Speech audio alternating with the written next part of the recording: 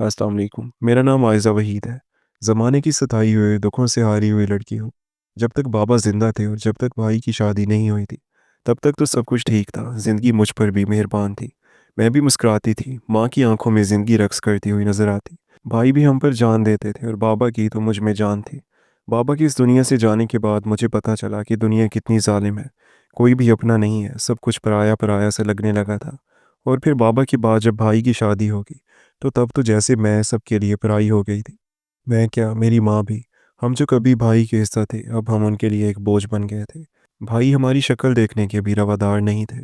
न जाने भाभी ने आते ही उन पर ऐसा कौन सा जादू कर दिया था कि वो हमारी सूरत तक देखने के रवादार नहीं रहते। माँ की सारी कुर्बानियों को जैसे भूल चुके थे। उन्हें नज़र आता तो सिर्फ अपनी बीवी का चेहरा। उसी की ज़बान बोलते, उसी की कानों से सुनते। उस दिन तपती दोपहर थी और सूरज सवा नेज़े पर तप रहा था। आसमान से आग बरस रही थी और हबस का वो आलम था कि सांस लेना भी एक मुशक्क़त महसूस हो रहा था। किचन की छोटी सी खिड़की, जिसका पेंट जगह जगह से उखड़ चुका था, वहाँ से आने वाली गर्म हवा किचन के दर्जा हरारत में मज़ीद इजाफा कर रही थी। मैं सुबह 5 बजे से उठी हुई थी, जब मोहल्ले की मस्जिद से फजर की अजान गूंज रही थी। मैंने पहले पूरे घर के बड़े सेहन में झाड़ू लगाया, फिर भाभी निमरा के कमरे की गर्द झाड़ी और अब दोपहर के खाने की तैयारी में मसरूफ़ थी। पसीना मेरी कनपट्टियों से बहता हुआ गर्दन तक आ रहा था और मेरे दुपट्टे का पल्लू पसीने से तर हो चुका था। मगर हाथ रोकने की गुंजाइश नहीं थी, क्योंकि ज़रा सी देर का मतलब भाभी की ज़बान से निकलने वाले जहरीले तीर थे। मेरी वालदा, जिनका दमे का मरज़ब इस हद तक पहुंच चुका था कि वो चंद कदम चलती थीं तो हाँफने लगती थीं, किचन के बाहर तपते हुए फर्श पर बैठी लहसुन छील रही थी। उनके सांस लेने की खड़खड़ाहट दूर से सुनाई दे रही थी। मैंने कई बार मुड़कर देखा और भराई हुई आवाज़ में कहा, अम्मी, खुदा के लिए आप अंदर जाकर पंखे के नीचे बैठ जाएं, मैं सब कर लूँगी। मगर वो जानती थीं कि इस घर में खाली बैठना एक ऐसा गुनाह है, इसकी सज़ा तस्दीर की सूरत में मिलती है। वो जानती थीं कि अगर निम्रा ने उन्हें खाली हाथ बैठे देख लिया, तो वो अपने जहरीले जुमलों से उनका जीना महाल कर देगी। इस घर में हमें हर सांस की कीमत चुकानी पड़ती थी, और हमारी किनात ही हमारा वाहिद सहारा थी। भाभी निम्रा, जो हाथ में जदीद तरीन आईफोन लिए ड्राइंग रूम के आरामदेह सोफे पर एसी की ठंडक में नीम दराज थीं, अचानक किचन में दाखिल हुईं। उनके चेहरे पर वही बेजारी और हकारत थी जो पिछले 3 सालों से हमारा मुकद्दर बन चुकी थी। आयज़ा, अभी तक सफाई क्यों नहीं हुई? ये बर्तनों का अंबार क्या तुम्हारे जहेज़ में जाएगा? उन्होंने सिंक की तरफ इशारा किया, जहाँ सुबह के नाश्ते की चंद प्यालियाँ पड़ी थीं। मैंने थकावट से चूर आवाज़ में जवाब दिया, भाभी, मैंने अभी हंडिया चूल्हे पर रखी है, बस ये 2 रोटियां डाल रही हूँ तो सब साफ कर दूंगी। बहाने बनाना तो कोई तुम माँ बेटियों से सीखे। तुम लोगों ने इस घर को मुफ्त की इसराए समझ रखा है। मेरा मियाँ दिन रात पसीना बहाता है, होटल की मैनेजरी में जलील होता है, ताकि तुम लोग यहाँ बैठ कर याशी कर सको। ये अल्फाज सुनकर मेरे दिल पर आरे चल गए। ये घर मेरे मरहूम वालिद का था, जिन्होंने अपनी रिटायरमेंट की पूरी जमा पूंजी लगाकर इसकी एक एक ईंट रखी थी। मगर अब्बा के इंतकाल के बाद बड़े भाई अरसलान ने जायदाद के कागजात पर ऐसा कब्जा किया कि हम अपनी ही छत तले किसी बिन बुलाए मेहमान की तरह बन गए। दोपहर के खाने का वक्त हुआ तो अरसलान भाई घर आए। वो एक बड़े होटल में मैनेजर थे। उनके इस्त्री शुदा सूट और चमकते जूते उनकी खुशहाली का इश्तहार थे। हम सब दस्तरखान पर बैठे। भाभी ने सालन की डोंगी उठाई और चुन चुन कर बोटियां अरसलान भाई और अपनी प्लेट में डाल लीं। जो बचा वो एक पतला सा शोरबा था, जिसमें एक मुरझाया हुआ आलू तैर रहा था। वो उन्होंने अम्मी और मेरे सामने रख दिया। अम्मी ने कांपते हाथों से नवाला तोड़ा। उनका चेहरा बता रहा था कि भूख ने उनकी नकाहत में इजाफा कर दिया। मगर प्लेट में सालन ख़त्म हो चुका था, जबकि आधी रोटी अभी बाकी थी। वो कभी खाली डोंगी को देखती और कभी अपने लाडले बेटे अरसलान को, जैसे कोई खामोशी फरियाद करी हो। आखिरकार उन्होंने अपनी खुददारी को एक तरफ रखकर नहीफ आवाज़ में कहा, निम्रा बेटी, अगर थोड़ा सा सालन और हो तो दे दो। रोटी अभी बाकी है और भूख मिटी नहीं। निम्रा ने तराक से नवाला तोड़ा और बुलंद आवाज़ में बोली, अम्मा, आपको पता भी है महंगाई कहाँ पहुँच गई है। अरसलान अकेला कमाने वाला है और आपकी फरमाइशें ख़त्म होने का नाम नहीं लेती। जितना मिल गया है उसी पर शुक्र करें। आपका ब्लड प्रेशर वैसे ही बढ़ा रहता है। ज़्यादा गोश्त और चिकनाई आपके लिए जहर है। अरसलान भाई ने सर उठाकर अपनी माँ की बेबसी नहीं देखी। वो अपने मुल्क मुसल्लम में ऐसे मगन थे जैसे कमरे में कोई दूसरा वजूद ही ना हो। मुझसे ये मंजर देखा ना गया। मैंने अपनी प्लेट, जिसमें थोड़ा सा सालन था, अम्मी के सामने कर दी। अम्मी, आप ये ले लें, मुझे भूख नहीं है। भाभी का रंग गुस्से से तप उठा। उन्होंने एक झटके से वो प्लेट मेरे हाथ से छीनी और सेहन के संगे मरमर के फर्श पर दे मारी। चीनी की प्लेट के टुकड़े पूरे सेहन में बिखर गए, बिल्कुल वैसे ही जैसे मेरा मान किरची किरची हो गया था जब मैंने कह दिया कि और खाना नहीं मिलेगा तो तुम कौन होती हो अपनी मुरव्वत की नुमाइश करने वाली। निम्रा की आवाज़ पूरे मोहल्ले में गूंज रही थी। मैं तड़प उठी, मेरी आंखों में गुस्से और दुख की लहर दौड़ गई। भाभी, खुदा का खौफ करें, यह आपकी सास है, इस घर की असल मालकन है। आप इन एक नवाले के लिए तरसा रही हैं। क्या आपका दिल पत्थर का है? निम्रा ने फौरन पेंतर बदला और आंखों में मसनूई आंसू भर लिए। देखो असरा, देखो ये लड़की मुझे क्या कह रही है। ये मुझे बेहिस और जालिम करार दे रही है। इस घर में अब मेरी कोई इज्जत नहीं रही। मैं चली जाती हूँ अपने मैके। अरसलान भाई गुस्से से बिफरे हुए शेर की तरह खड़े हुए। उनका चेहरा गुस्से से तिमतिमा रहा था। उन्होंने एक जोरदार थप्पड़ मेरे मुंह पर मारा। ज़रब इतनी शदीद थी कि मेरी आंखों के सामने अंधेरा छा गया। कानों में सीटियां बजने लगीं और मैं तवाज़न बरकरार ना रख सकी और दीवार से जा टकराई। मेरे होंठ से खून की एक बारीक धार बहने लगी। अपनी भाभी से माफ़ी मांगो, अभी की अभी। हसनान दाड़ा। उसकी आवाज़ में वो ममता और मोहब्बत कहीं नहीं थी जो बचपन में वो मुझ पर निशावर करता था। मैंने अपने आंसू पूछे और गैर मुतवक्की इस्तकामत के साथ बुलंद आवाज़ में कहा, भाई माफ़ी तो आपको मांगनी चाहिए, अपनी इस बूढ़ी माँ से जिसने आपको पाला और अल्लाह ताला से जिसके सामने आपको जवाबदेह होना है। आप अपनी बीवी के ग़ुलाम बन चुके हैं। आपको अपनी माँ की सिसकियाँ और भूख नज़र नहीं आती। असलान ने मेरा बाजू इतनी ज़ोर से पकड़ा कि मुझे अपनी हड्डियाँ चटकती महसूस हुईं। उसने मुझे घसीटते हुए सदर दरवाजे की तरफ ले जाना शुरू किया। अम्मी पीछे पीछे नंगे पांव भागती आईं। उनका सांस फूल रहा था। असलान, मेरे बच्चे रुक जाओ, ये तुम क्या कर रहे हो? ये तुम्हारी छोटी बहन है। इसे इस तपती दोपहर में सड़क पर मत निकालो। असलान, तुझे तेरे बाप की कब्र का वास्ता। मगर असलान पर उस वक्त शैतान सवार था। उसने भारी भरकम लोहे का दरवाज़ा खोला और मुझे पूरी ताकत से बाहर धक्का दे दिया। मैं सड़क की तपती हुई तारकोल पर जा गिरी। मेरे घुटनों और हथेलियों से खून रिसने लगा। निकल जाओ यहाँ से, जहाँ मर्जी जाओ। मुझे ऐसी बहन नहीं चाहिए जो मेरे घर का सुकून बर्बाद करे। आज से तुम्हारा इस घर से कोई तल्लक नहीं। अम्मी ने जब देखा कि मैं सड़क पर बेचारों मददगार पड़ी हूँ तो उनकी ममता तड़प उठी। उन्होंने अरसलान का गिरेबान पकड़ लिया और धाड़ कर बोली, अरसलान, अगर मेरी बेटी इस घर से जाएगी तो याद रखना, मैं भी इस घर की एक ईंट पर कदम नहीं रखूंगी। तूने हमें निकाल कर अपनी ज़िंदगी की सबसे बड़ी गलती की है।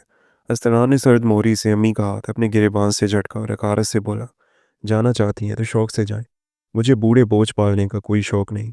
उसने अम्मी को भी बाहर की तरफ धकेला और दरवाज़ा इतने ज़ोर से बंद किया कि उसकी गूंज पूरे मोहल्ले में सुनी गई। वो दरवाज़ा नहीं बंद हुआ था, बल्कि हमारे अपनों के दिल हमेशा के लिए हम पर बंद हो गए। हम दोनों माँ बेटी सड़क के किनारे खड़ी थीं। सूरज ढल रहा था, मगर ज़मीन अब भी तंदूर की तरह दहक रही थी। अम्मी के पास न उनकी अद्वियात थी, न उनके पास एक रुपया था। मेरी जेब में एक रुपया भी नहीं था। मैंने अम्मी के कांपते हुए वजूद को सहारा दिया और गली के कोने पर लगे एक पुराने लकड़ी के बेंच पर बिठा दिया। अम्मी की आंखों से आंसू थम नहीं रहे थे। वो बार बार मुड़कर उस मकान को देखती जिसे वो अब तक अपना घर समझती थी। आयज़ा, अब हम कहाँ जाएंगे बेटा? न सर पर छत है, न पैसा। इससे बेहतर था मैं मर जाती। अम्मी ने सिसकियां भरते हुए कहा। मैंने उनके हाथ अपने हाथों में लिए और मजबूती से थामे। अम्मी, ऐसी बातें ना करें।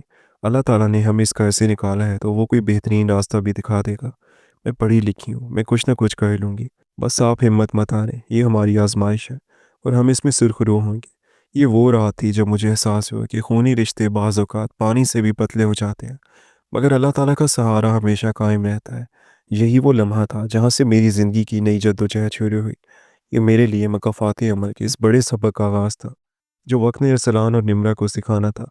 मेरी खुददारी अब मेरा हथियार थी और मेरा ज़र्फ़ मेरी पहचान। वो रात हमारी ज़िंदगी की तवील तरीन रात थी।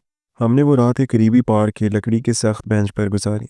मच्छरों की भनभनाहट और तपती ज़मीन की तपिश ने बुरा हाल कर दिया था। मगर सबसे ज़्यादा तकलीफ़ थी अम्मी का बार बार उठने वाला दमे का दौरा था।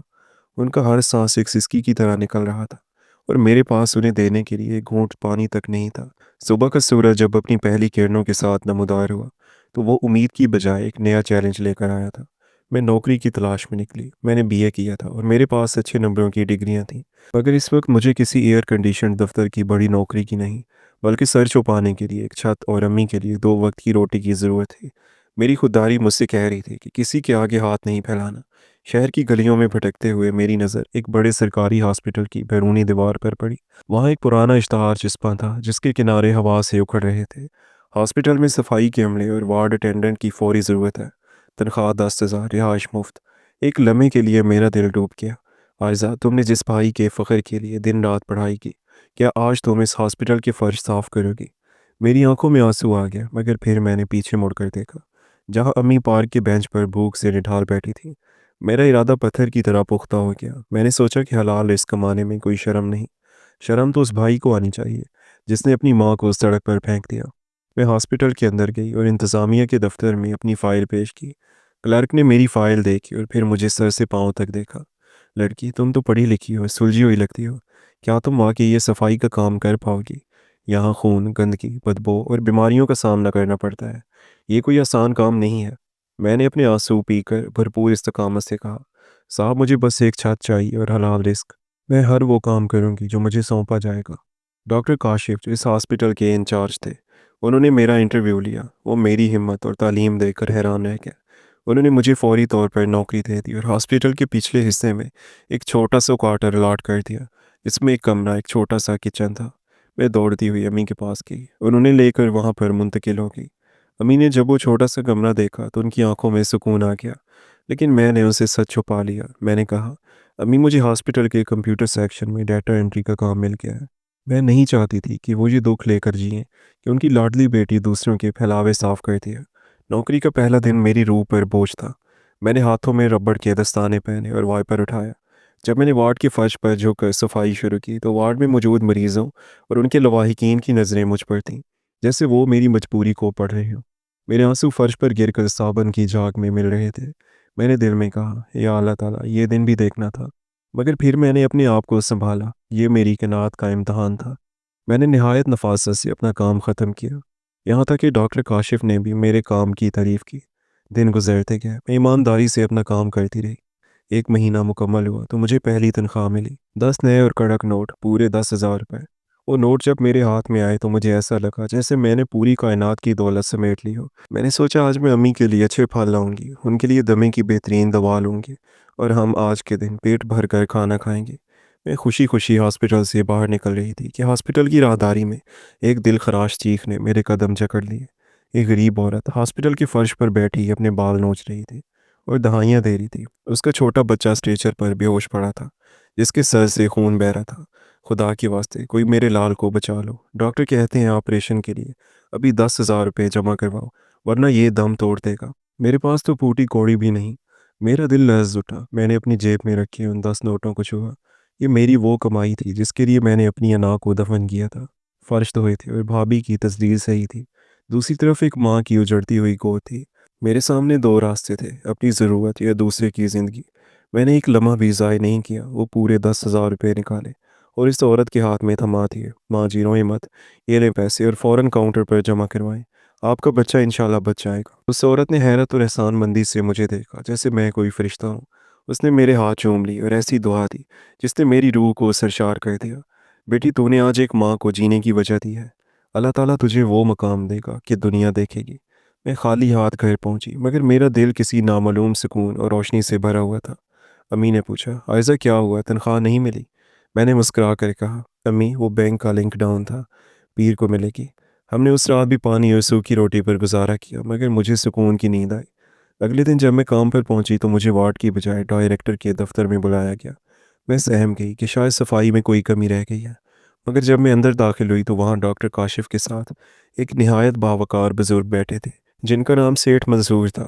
ڈاکٹر کاشف نے مسکرا کر کہا، عائزہ ادھر آؤ، یہ سیٹھ منصور صاحب ہیں، اس ہاسپٹل کے سب سے بڑے سرپرست۔ کل یہ اپنی گاڑی میں ہاسپٹل سے نکل رہے تھے جب انہوں نے تمہیں اس عورت کی مدد کرتے دیکھا۔ سیٹھ منصور نے کرسی سے اٹھ کر مجھے عزت دی اور بولے، بیٹی میں نے تمہاری تعلیم اور پس منظر کے بارے میں سب کچھ معلوم کر لیا ہے۔ ایک گریجویٹ لڑکی ہو کر ہاسپٹل میں صفائی کا کام کرنا اور پھر اپنی پہلی اور اکلوتی تنخواہ کسی غریب کو دے دینا، یہ کوئی عام بات نہیں ہے، یہ تمہارا ظرف ہے اور تمہاری عظیم پرورش کا ثبوت ہے۔ انہوں نے ایک فائل میری طرف پڑھائی۔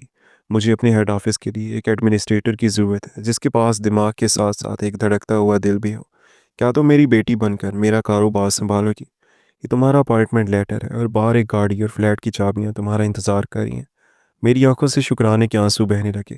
اللہ تعالیٰ نے مجھے ایک چھوٹے سے اثار کا بدلہ پلک جھپکتے ہی دے دیا تھا۔ میں نے امی کو لیا اور اس نئے فلیٹ میں منتقل ہو گئی۔ جب امی نے وہ گھر اور میری نئی نوکری دیکھی تو انہوں نے رو رو کر شکرانے کے نوافل پڑھے۔ اگلے 2 سال میری محنت اور کامیابی کے سال تھے۔ میں نے سیٹھ منصور کے بزنس کو نئی بلندیوں پر پہنچایا۔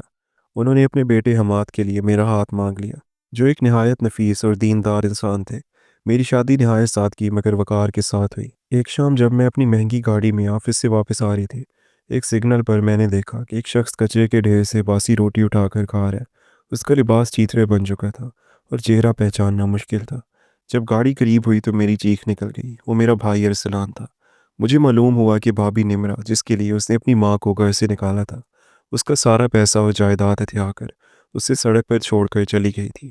یہ اس کے لیے مکافات عمل کا کوڑا تھا۔ میں نے گاڑی کا شیشہ نیچے کیا۔ ارسلان نے مجھے پہچان لیا اور شرمندگی سے زمین میں گڑ گیا۔ وہ سڑک پر گھٹنوں کے بل گر کر رونے لگا۔ عائزہ، مجھے معاف کر دو، میں نے اپنی جنت گنوا دی تھی۔ میں نے اسے کچھ رقم دی اور کہا، بھائی، میں نے آپ کو اسی دن معاف کر دیا تھا، کیونکہ اگر آپ مجھے ٹھوکر نہ مارتے تو میں اللہ تعالیٰ کے اس کرم تک کبھی نہ پہنچتی۔ آپ امی کے پاس جا سکتے ہیں، ان کا دل اب بھی آپ کے لیے دھڑکتا ہے۔ آج میں ایک خوشحال زندگی گزار رہی ہوں، مگر میں نے وہ ہاسپٹل کا وائپر اور وہ پرانا دوپٹہ سنبھال کر رکھا ہے، تاکہ مجھے ہمیشہ یاد رہے کہ عزت صرف اللہ تعالیٰ کے ہاتھ میں ہے اور صبر کا پھل ہمیشہ میٹھا ہوتا ہے۔